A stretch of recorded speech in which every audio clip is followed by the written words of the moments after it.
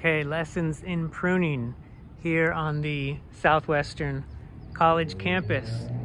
We had a very beautiful ornamental plum, Prunus ceracifera, purple leaf plum. You can see the leaves there have that very interesting purple color. And we're just getting into the spring season, so it's beginning to blossom. Now this tree was in a pretty appropriate space for its size. It was getting a little bit tall, and a pruning job was done where somebody with a ladder came and chopped every single branch. Every single branch was cut to shape it into a little dome. That's called topping the tree. And now the problem is that the tree is going to direct the growth hormone toward every single one of these brand new cuts.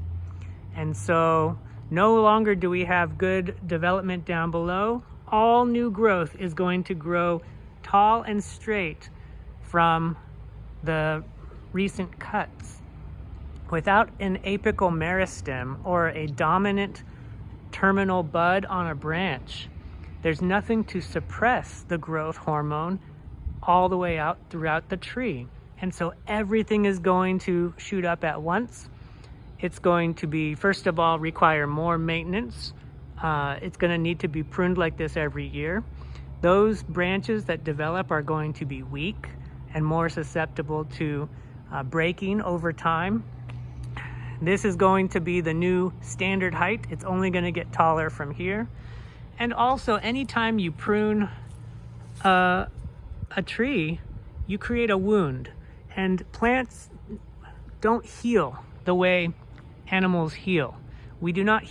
Plants do not heal from a wound. They compartmentalize the wound. And so all that's going to happen is over time these need to seal over.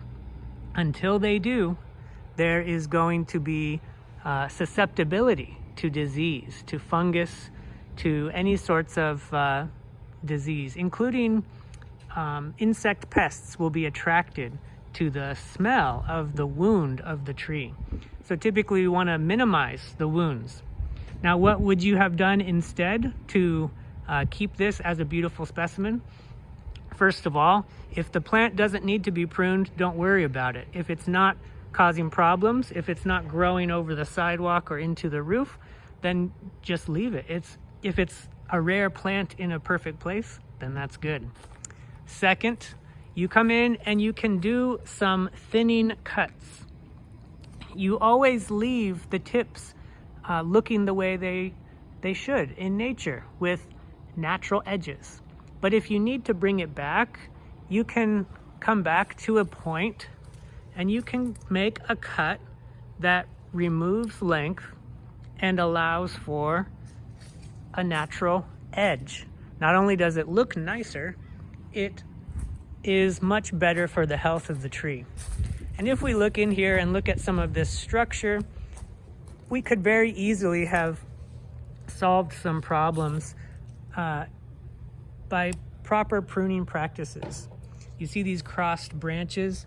These are areas that over time are going to lead to problems. So every year, trees grow wider. That's why you can count the rings to determine their age.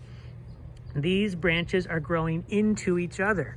One should be removed in order to bring down the height of the tree, but also to prolong its health. So a lot of things that could have been done differently, should have been done differently, and it probably would have taken less time even. So sometimes when we see bad examples out there, they're just as valuable of learning lessons. And this is why you always need to think before you act. The worst thing to do is if you do something that causes more problems than if you had done nothing. And my favorite thing to do in horticulture is do nothing. Sometimes doing nothing does no harm. And if you've got to do something, do it the right way.